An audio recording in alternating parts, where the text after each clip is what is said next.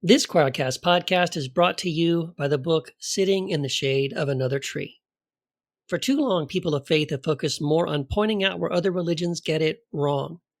But what if we decided to focus more on all the ways those other religions get it right? This path might end up leading us into deeper understanding, connection, friendship, and peace. Sitting in the Shade of Another Tree, from Quoir Publishing and Pathos, available now on Amazon. The majority of our life is lived in liminal space. And there's this in-between space, this liminal space. This liminality that reveals possibility. I think we're in a liminal moment, but also in a place of transformation. We could actually change as a people. I have great affection for the church and a troubled relationship with it. That can't be the gospel because God said to love our neighbors. Just to be alive in time means that we're on the threshold of the future. Just to begin questioning is so difficult because you have these voices in your ears telling you that you're not a real Christian. We don't know what the future looks like. We have to work it out together. Mr. Chad Bahl, welcome back to the Liminal Living Podcast, your third appearance with us here. Number three. Excited. Yes, sir. Number three. And the cool part about this one is you have now published another book, The Death of Supernaturalism, with your handsome face on the back. I like this. And a very important quote in support of the book on top of that face. I'm on the back with Thomas J. Ord, who was on the show a little while ago. But yeah, the Tom and Tom supported book. That's cool. I'm in good company. Seismic theological shifts is what I think I said. Yes, sir. Let's hope. I think it is because, we think of God as that the man with the white beard in the sky, kind of like we get our concept from God from the Greek understanding of like Zeus or something, or Apollo. Yeah. And that's not necessarily how it's always been. And then we create this other whole category for God and the supernatural, called, supernatural realm. It's a separate realm. And tying God back into the natural world, I think we're getting back to some roots of the faith that are really important to revisit. So, yeah, I think it makes sense of a lot of things that, I guess for a lot of us that, we use the term deconstruction, but a lot of us that have deconstructed a more conservative evangelical faith, have found problematic, at times, and those that are not of any faith, I think find problematic, and you find reasons not to believe in God because of it or have faith. Atheism is one of the most rapidly growing sectors of the spectrum, and I think there's probably good reasons why, and I think those reasons need to be addressed by believers. Yeah, I think so too. I was talking with a guy yesterday, and he said that he's an atheist, but he's done 2 weddings, and he's ordained in the Church of Dudism from the Big Lebowski, the Dude.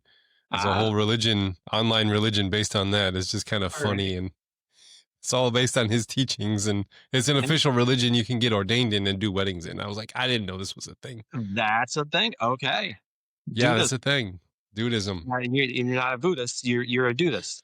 Yeah, he's a high priest in the Dudist religion. All right. That cracked me up. But yeah, there's like this rise of people just checking out because our faith isn't keeping up with the revelations of science and biology, psychology. I list a whole bunch of stuff in some previous conversations, and they're just like, yeah, this is old and outdated, doesn't make sense anymore, and they just kind of walk away from it for good reason, because we haven't given them, I guess, a deeper understanding of what things could be. A definition that was given to me once, and I found that was very helpful, of conservatism versus progressivism, is that conservatives don't necessarily think that there wasn't, advancement or revelation or, a gain in knowledge at some point. They just think that at some point it stopped. And conservatives always want to go back to that point, and anything new and fresh and new ways of thinking about things, are an affront to that in some sense. And progressives are simply willing to say revelation's ongoing. We're constantly learning, and science and philosophy are partners to seeking that truth. Yeah. And I agree 100%. There's like a whole theological camp called cessationism. It's like, no, once we got the Bible, we're all set. We didn't need anything else. It's an actual, I think they teach that at Dallas Theological and the Southern Baptist Convention. It's that kind of is emphasized against like Pentecostal charismatic gifts. Like we don't need any of those gifts described in the Bible anymore because now we have the Bible. But they take that logic further than that and say we don't need yoga, we don't need psychology, we don't need counseling, we have the Bible and this is good enough. And it's almost like they deny a supernatural realm as well, just because it's all in your head and get the right ideas up there and arrange your mental furniture just fine and everything's good to go. But it's not. That world's falling apart fast. Yeah, theological progressives, and that's a misconception, haven't. It's not as if we're not seeking piety. It's not as if we're not seeking a relationship with God, with the divine. We are, and we're doing so in passionate ways. It's just that we're passionate about doing so in ways that are livable and practical and that make sense. Yeah, there you go. With how we, with modern ways of thinking, and we're willing to change if we come up against a bump in the road. Our experience of God, our relationship with God, is not dependent upon certain notions, that may or may not be, proven to be true or false. It's more, for us, it's the experience of God, and it's an openness to discovery. And I think that's what's important, and that's what really my book goes into. For so long we've thought about God as this being in a supernatural realm. In one, I talk about how supernaturalism, that term, wasn't around until the Middle Ages. Originally, when the in the first century, when Christ was around, and for 1,000 years after, we never thought in those terms. So it's a fairly new way of thinking of things, but also, as we do think of God in a separate supernatural realm, it becomes problematic for a number of reasons. If God is able to exist up there somewhere, sticking the divine hand into a situation, meddling and, working all things according to the divine will, then it creates a lot of problems. It creates theodicy problems. For me, that was the biggest thing that forced me to rethink faith, to deconstruct away from conservative faith, that if a good God exists and there's a all-powerful being able to control all circumstances, then why does all the crap that happened in this world happen? And we have to find reasons for, the greater good behind things, because obviously, if God doesn't directly make something happen, God certainly allows it to happen. And so why? We chalk it up to a mystery card. We chalk it up to trying to reason the plan behind all things. And when you just can't do that, when cancer just sucks, when tragedies in life occur, the death of children, rape, murder, but then on a larger scale, world wars and the Holocaust, it's really hard at times to posit what could be a greater good behind those events. And it leads us to question God. So supernaturalism becomes problematic in that sense. Supernaturalism becomes problematic in talking about issues of, it's called divine hiddenness, and Schellenberg's theory of that if God is relational, and if we're open to relationship, then why doesn't God make the divine, make God's self more apparent to us? Why does, if God is able to control all things, well, gosh, that's not, that doesn't jive very well with scientific investigation. So naturally, supernaturalism becomes something that doesn't comport well with science and scientific investigation. And then as science is able to explain more, then God becomes less and less, because we don't need God as much. And God becomes relegated to something that we call a God of the gaps, where God just shrinks and shrinks as science becomes more and more. And so these two things are opposing each other. And supernaturalism, in my estimation, is responsible for that. And the last thing I talk about in the book is supernaturalism and biblical literalism. Literalism, that if God is an all-powerful being existing up there somewhere, then certainly God could have made sure that every word in the Bible is exactly what was intended and means exactly what it says. And we don't have to look any further into things and find the root meaning behind things. We don't have to do hermeneutics, that we can take all things to be exactly as God intended. And gosh, it creates a lot of issues when we find issues of divine violence, and genocides that occur in the Old Testament. Contradictions throughout the Bible, it begins to question a lot of things. And when supernaturalism is our only option, then a lot of people do tend to check out. And that's where we see, at least I posit that's why, or one of the reasons why, we see a lot of growth in those that are calling themselves nuns or atheists. I really think we have to rethink some of these notions. And so that's what I offer in my book, is kind of a rethinking of those things. Mm-hmm. And a critique of supernaturalism is also a critique of the binary system of materialism versus supernaturalism. It's not just a critique of the one, and then we all have to retreat into a material world and then find some kind of a physical understanding of God. Like it's not a rejection of spirit, not a rejection of, it's a rejection of relegating spirit into a separate category that cannot be seen, tasted, touched, felt, studied, outside of the material world. It's like that binary system of materialism and supernaturalism is just not, it doesn't help us explain science, let alone the faith. Because as we start to study more about how psychology works, about how big and old the universe is, as we start to learn all these different things, we can see that science, that strict materialism isn't a good way of having a meta narrative of how the whole universe works, but neither is the binary system of the back and forth of supernaturalism versus materialism. And so when I've tried to talk about your ideas to some people who you maybe have not read the book yet, they're like, well, if there's no supernaturalism, then we're just relegating God to the material world. And like, how does God work in a process naturalist understanding if it's not a separate sphere called supernaturalism? Like, where does God reside in the world? If it's not a separate realm, or say, like, how does that work? Yeah. So, this all has to do with, and I use David Ray Griffin in my book, although, process thought has been around for a long time, very widely known through Alfred North Whitehead and his process and reality. But, many process thinkers affirm what they would call material mental monism. So not a dualism, two separate substances, body and mind, but they would say really that mind and matter are not fundamentally separate substances. That consciousness and matter both co-arise, that they're emergent. And they would say what's most fundamental to all things is not the substances that comprise us. And I know we'll get into this a little bit when we talk about the article that I wrote, but the experiences that we have.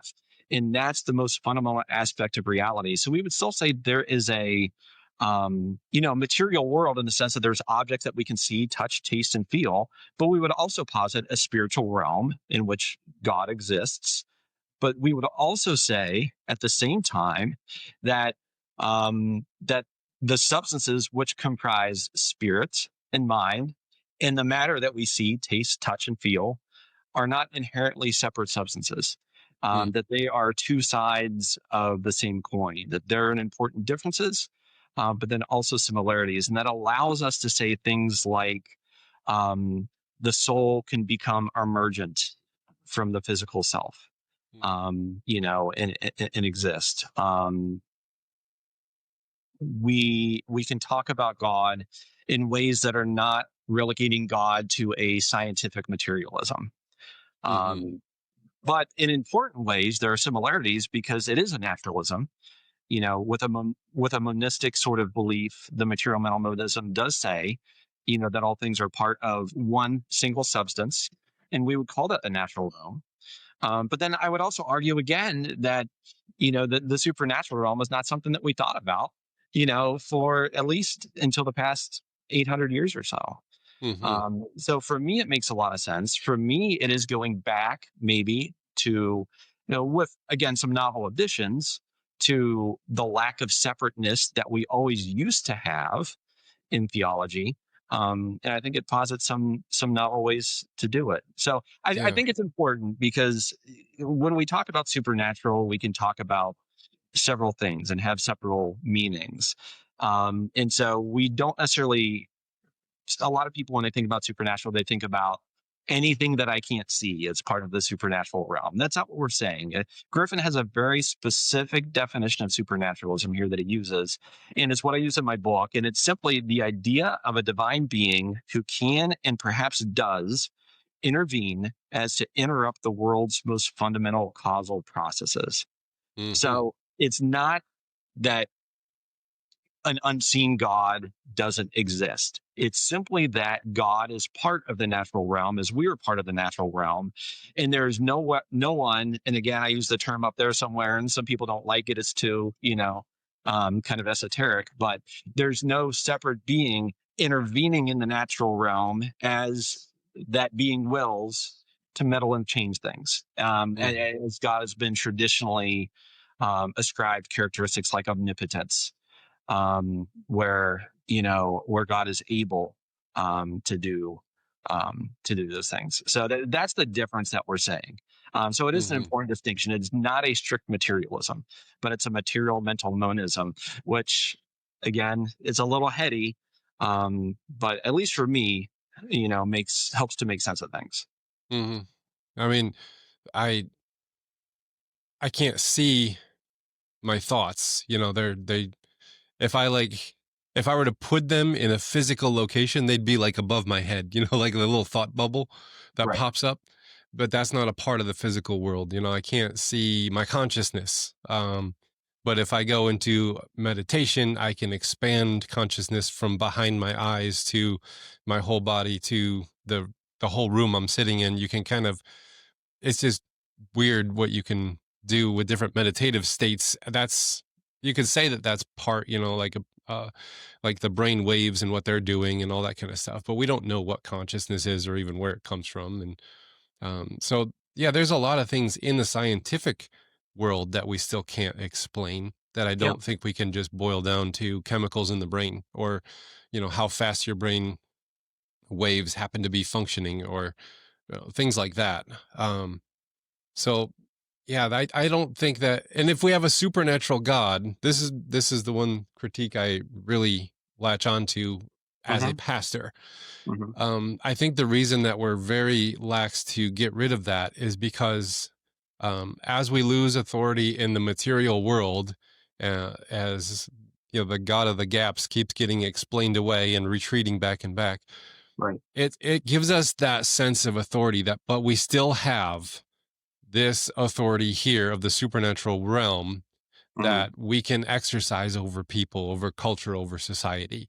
You can have your science and all your stuff, but we still have control of this little spot of the map here. And it gives us that sense of control that we've had probably since, Rome took over things in 300 or so. But I think that sense of control, we don't know how to not be in control, to not be the ones who get to dictate truth and the metaphysic that we all need to agree to. And so having that supernatural realm, we hold on so tightly to it because it's like that last shred left.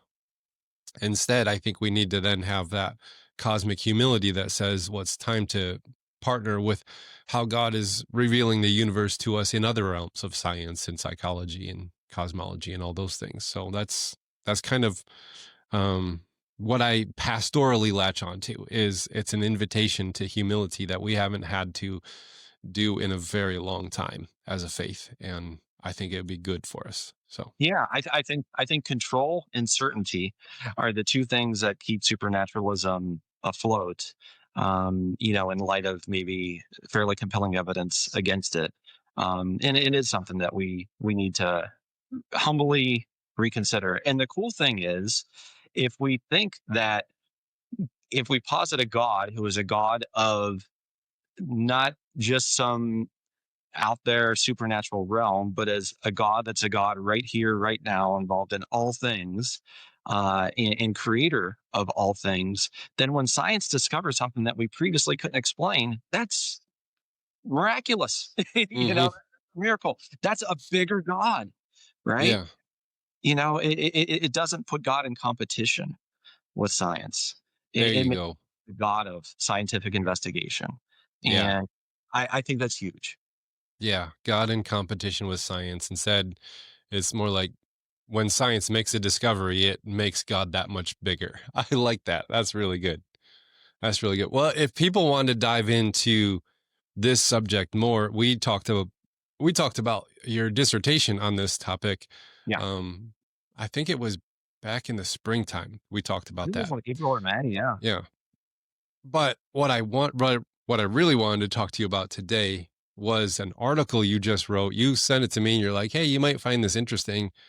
And it kind of blew up my mind because you took these concepts of God and, supernaturalism versus process naturalism. And then you applied it into kind of like the opposite of God, what we would call Satan and demonic and evil forces. Yeah, well, if God is not in this supernatural realm as an all-powerful being, then how does evil work? Who is Satan? What are demons? That's something that's really interesting, and is kind of hot topic right now with all of these.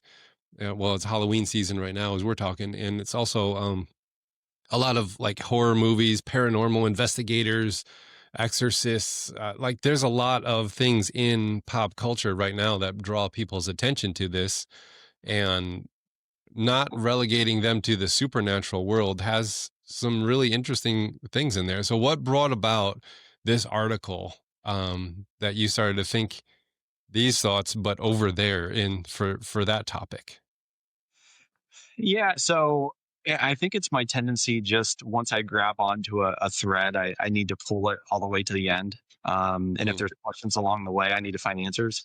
I mean, again, it's how the problem of theodicy, at least for me, drew me away from conservative evangelicalism into a process naturalism, because as I pulled the thread, things didn't make sense. I couldn't find the answers that I felt comfortable with. I found contradictions. I felt appeals to mystery, all that sort of things. And I wasn't happy with that. When you get into process naturalism, and I guess in parentheses here, I'm a huge horror buff.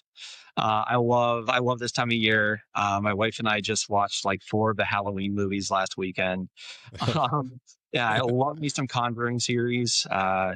Just amazing stuff. But I think within all of that context is a reality that we can't deny. It's not just positing God and goodness and explaining theology, but it's also explaining the opposite of that. That there are powers and principalities that are at work that we can't explain. That traditionalism has explanations for that we've bought into.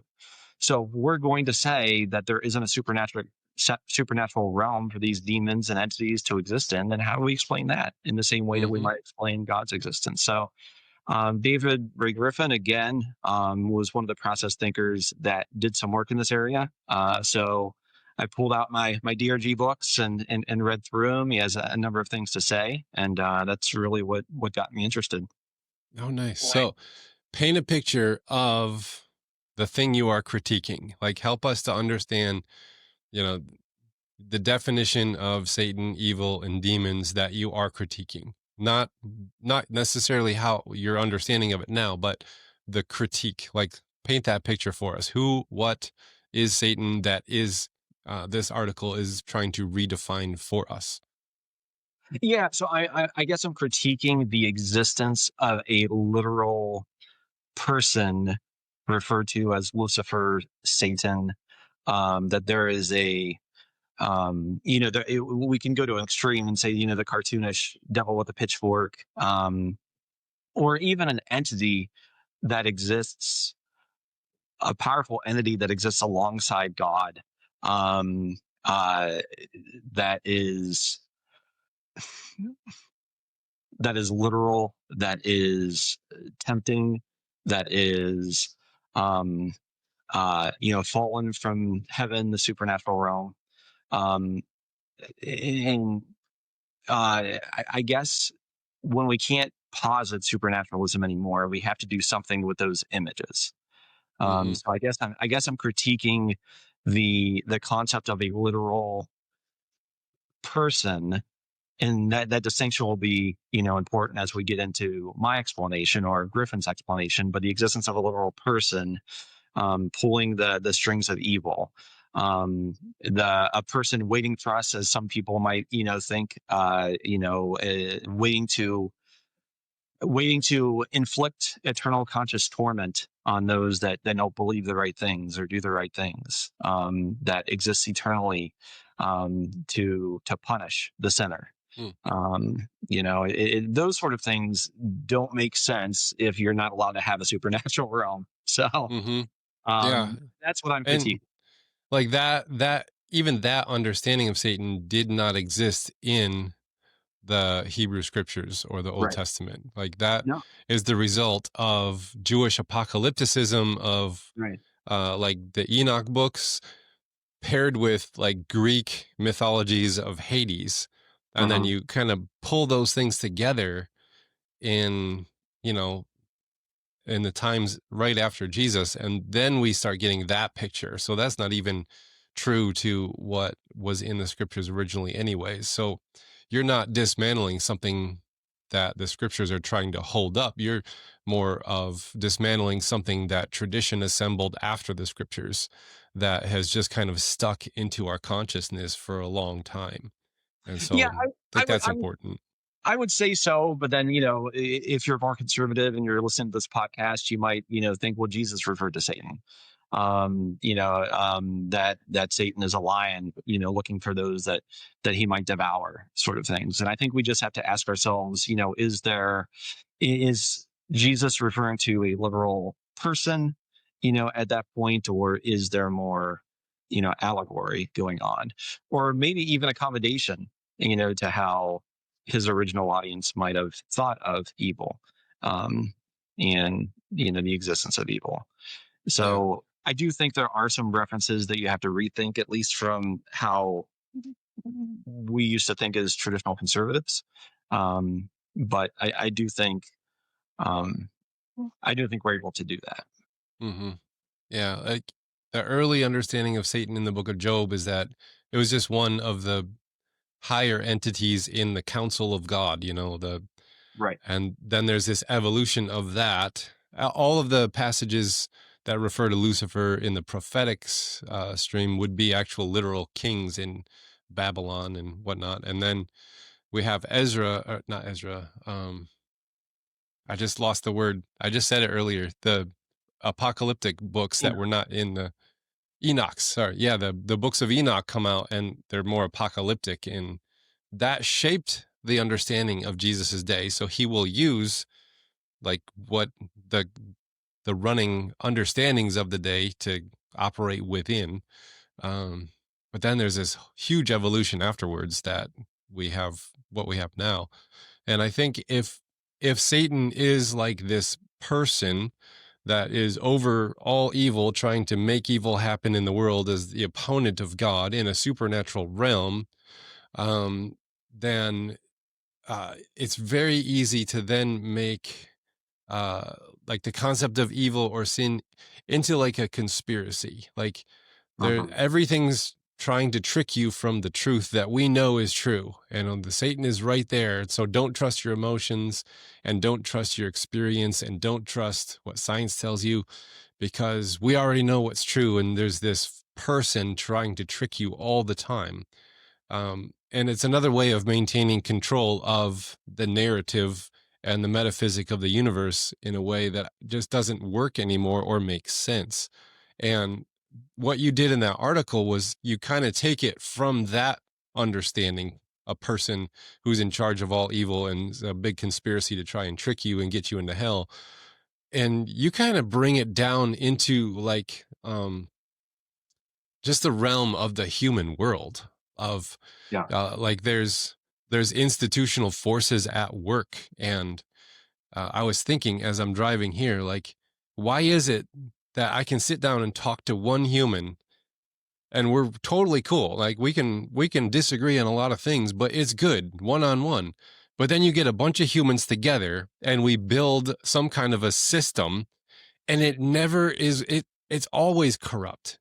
Economic systems are always bad. Political systems, denominational systems. Like whenever humans get together in mass and then we build a system behind it, there's always corruption in it. We can never do it right and never do it good.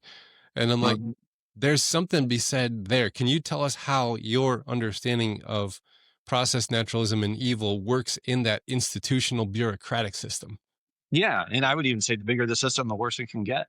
So, yeah, for sure. And it's us, part of us being,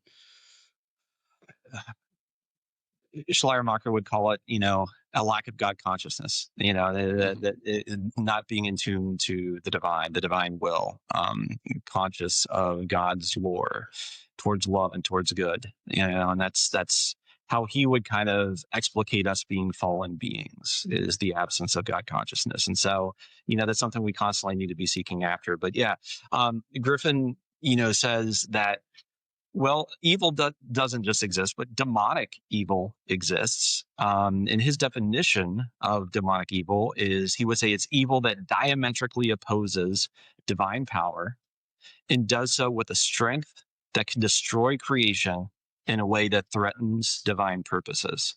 So he would say that it's not just bad things or unfortunate circumstances, but it's a powerful force that exists, that opposes the lore of the divine, that opposes good and love, and threatens the purposes of the divine. So basically, Griffin would say that evil is simply that which opposes good. So it can be seen at the personal level. When we see hate versus love, that's evil. When we harm people, when we take what's theirs, that's evil. But then it could be defined, like you say, in the systems that we think of. It can be defined in terms of patriarchal systems, heteronormativity, white supremacy. I would say the extremes of unfettered capitalism and, historically speaking, versions of communism. They can all exist as systems of power that oppose what God wants to accomplish on earth. And so for me, that reframing, and we'll get to the ontology of that in a minute, I'm sure, but that reframing just takes the theoretical and makes it practical. It's no longer these evil metaphors in some otherworldly cosmic realm. We get to think on the level of right here, right now, where the rubber meets the road. And I think that's helpful for me. Not only does it give me more of a naturalistic view of evil, one that comports with, a process naturalism worldview, but it makes me inherently ask the question, well, then what do I do about it? I can't defeat this devil with a pitchfork in a supernatural realm. Theoretically, that person's going to always exist. Hopefully I won't see him in hell someday. No, it says that evil is what occurs around us on a daily basis, and we can either be part of the problem or part of the solution. Yeah. And labeling evil into that systemic entrapment of we're caught into a large bureaucratic institution. So we have to go along with this. We have no other choice, or else there's going to be consequences on my life or whatever. That's the problem of power. Yeah. That I believe the Old Testament will call idolatry. There's an unseen force that determines the quality of my life that I have to make sacrifice to in order to appease it. And we think that that's referring to, a little statue, it's like, stop worshiping the idols. We don't worship idols anymore because we're civilized, Western society people. Yeah. We don't believe in unseen hands that, It's like, but then you look at how we describe a capitalistic economy, and it's like, oh, we're going to have to make sacrifices to the unseen force that, we actually call it the unseen hand of the market, like it's going to do all good for us if we just let it do its thing and sacrifice to it and sacrifice our well-being, or, these members of our society or the disabled, or as long as we remain faithful to the economy, it will do right by us. That's an unseen force that determines the quality of our life that we're asked to be sacrificed to. It's right there. But we can't see that as Christians if Satan and demons and all that, they are persons, consciousnesses in a supernatural realm trying to just trick me into hell. We can't see the systemic evil that is embedded into all the systems around us as evil. It's more of like they're neutral, or that's just what happens in economies. There's no other way to do it. So we can't bring that into our definition of evil and how it works, because we've relegated it somewhere else. So therefore it can't apply to capitalism, but it certainly applies to communism. But it can't apply it to, Christian nationalism. You can't apply it to, white supremacy, because we're talking about an unseen realm and a supernatural force and whatever.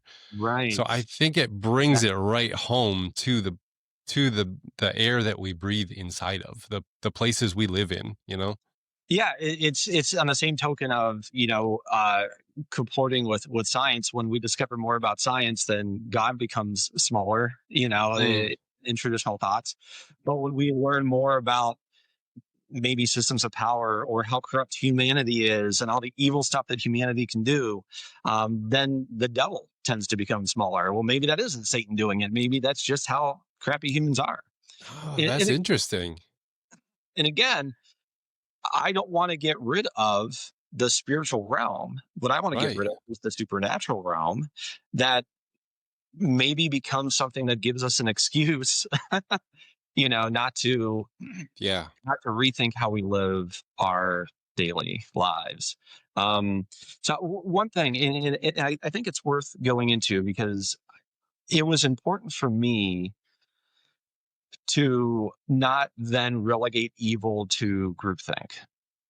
Okay. I want to say that just as God isn't a compilation of all the good that humanity can do, that I want to say that evil is a personal force that exists, maybe even a conscious force that exists. And so Griffin's ontology of evil helps me to do that. And one thing that's interesting about his thought about it is that he would say that that evil, or demonic evil, the demonic is created. That demonic evil is, in some senses, a created being. And to understand this, and it again becomes a little heady, but to understand this, we have to take a step back into process philosophy.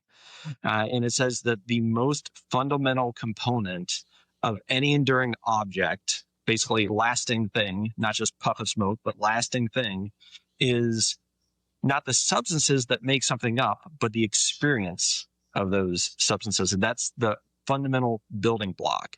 So, in fact, as far as the theory of creation goes, they would say that trivial events, process thought says trivial events precede everything. That when we talk about the body, maybe cells are more fundamental to the body than the body itself. DNA might be more fundamental to cells and cellular creation and the function of those cells. Atoms may be more fundamental than DNA. Quarks might be even more fundamental than that. But process philosophy would go one step further and say more fundamental than the quarks that make up the atoms, that make up the DNA and the cells in the body, are the events that make up the quark. So it's events that bring about enduring objects fundamentally. And that's something that probably one of the hardest things for me to wrap my mind around with process philosophy. But if you can, I think it's a key to explaining a lot of this. So we might extrapolate that, to the formation of the demonic as an enduring object, that, we can see the bad choices that humanity makes. We can see the evil events that occur around us. And we can see, Press's philosophy would say that would be the foundation of this spiritual entity that would exist as an independent being, called this independent force called the demonic.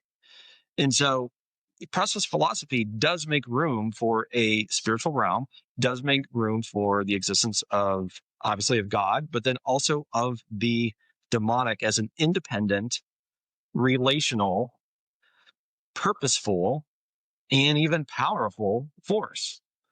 So, and it's created through the evil acts of creation, and fundamentally of humanity. Don't know if that makes sense. I'll let you ask any follow-ups, but it's important to think that it's not just groupthink, that it is the existence of a powerful force that's influential, but it's not supernaturalistic. And for me, that was a fundamental shift. It is hard to wrap your mind around being, when you look at science and how materialistic it is, it's a study of the material world. Yeah. And then saying that events are foundational to, like, quarks and things, also says that the experiences themselves are the things that shape our reality. Absolutely. Which almost would be like consciousness then is the foundation which everything is built on. And then that consciousness, well, for me, when you're talking about, it's not just groupthink.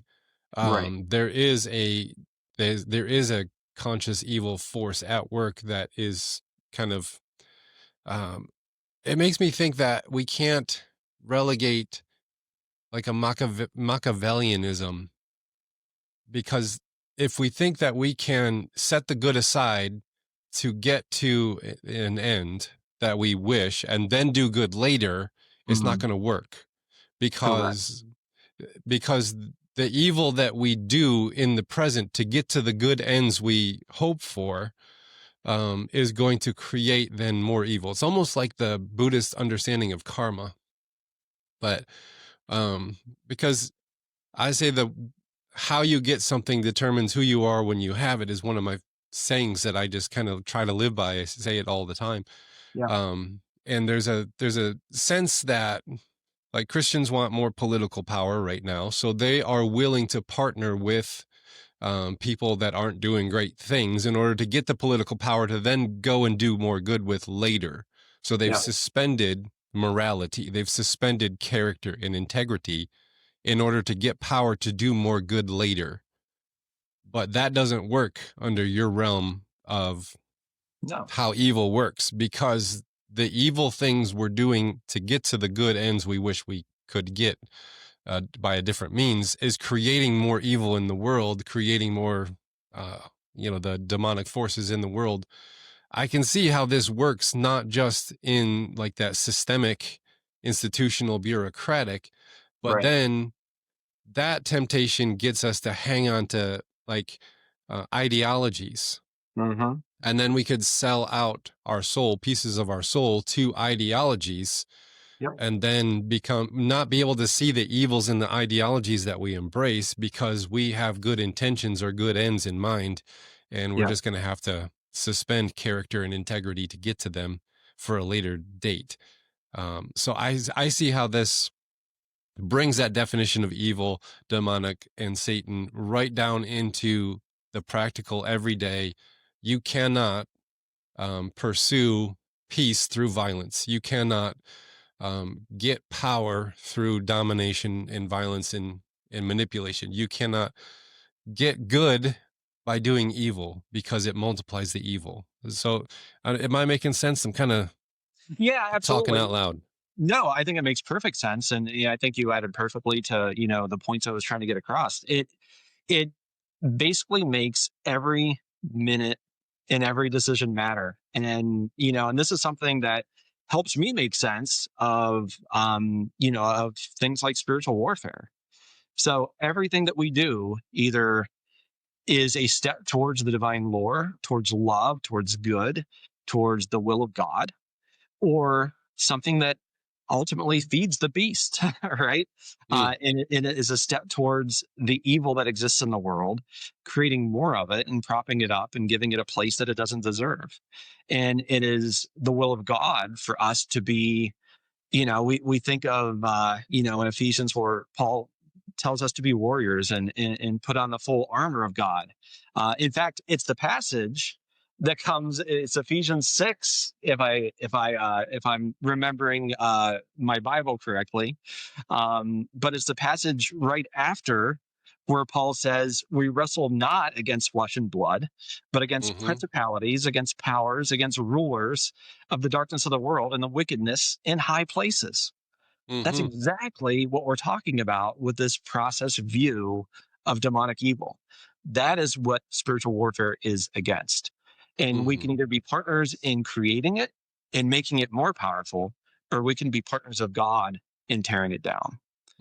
So for me, that's what helped me make sense of the evil side of the process equation, I guess. And that's why I really felt compelled to write the article. Yeah.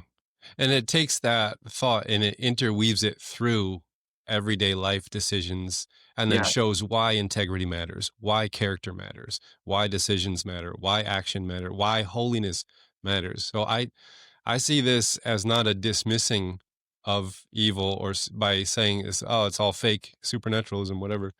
I see it as bringing it more real, more serious, and making it more a part of our lived experience in very practical ways.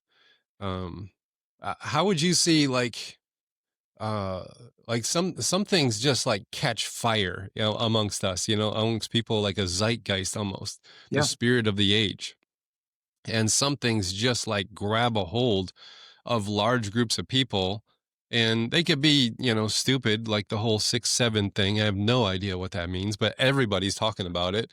I am too. My daughter got me doing it. I have no freaking idea what that's in, but it's just caught fire, right? Just totally caught fire. But then you have like large political movements of World War II that, all of a sudden, like anger is now channeled into a political movement, and then horrible things happen. So you got stupid things that are zeitgeist moments, but then you got very harmful, evil things that grab a hold of our.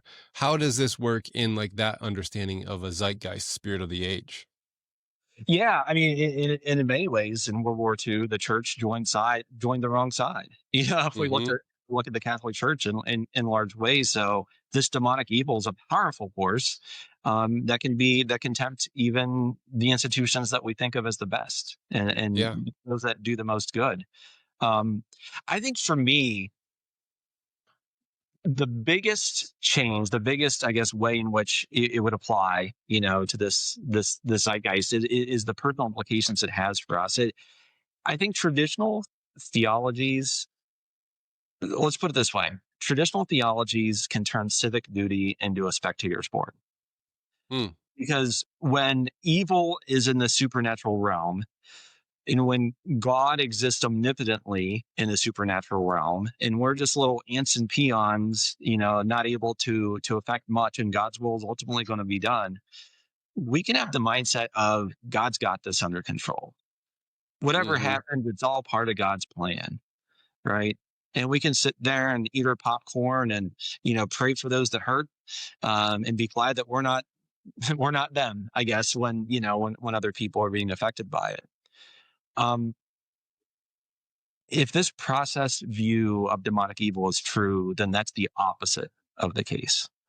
We are part of the zeitgeist. We are part of the system, and the decisions we make, for better or for worse, even the temptation towards complicity can be considered an evil act, a contagious act that makes us stand by and watch as these atrocities occur and do nothing about them. So I think the fact that this theology tends to urge participation, that is more participatory in nature, I think is definitely a key advantage to it. Yeah, I think it invites us to discern Yeah. You know, like awareness, it invites us to prophetically speak against powers and systems and structures. Right. And it brings it right into the fabric of our lived experience, our lives, how we operate in the world. So it does cause us, like, we need to have our eyes open and discern the spirits. I think John said something about that. So yeah, I think it is very helpful. So I'm going to put a link to your book and to the article down in the notes of this. So I know you have a hard at 12:15 and it is 12:15, but this was such a good article. Thank you so much for writing it and then coming on the show to talk with us about it. I'm just going to invite everyone to go and read the book and also read the article, because they're both fantastic. Well, I appreciate that. I appreciate Tom, you having me on for a third time. That's a lot of trust that you're putting in me. But I think we had some good conversations, and I definitely think this is an important one. And so you being willing to kind of dive in, to that article, is something I truly appreciate. So many thanks to you, and as always, your support of the books that I've written. And the work that I'm doing. So I truly do appreciate it, Tom. You're doing great work as well. I appreciate you coming on. And there it is, the book right there. I can't cover the name, Chad Bahl. Well, Double Dr. Chad, thank you so much for joining us again, and have a good day. Thank you so much. We'll see you, Tom.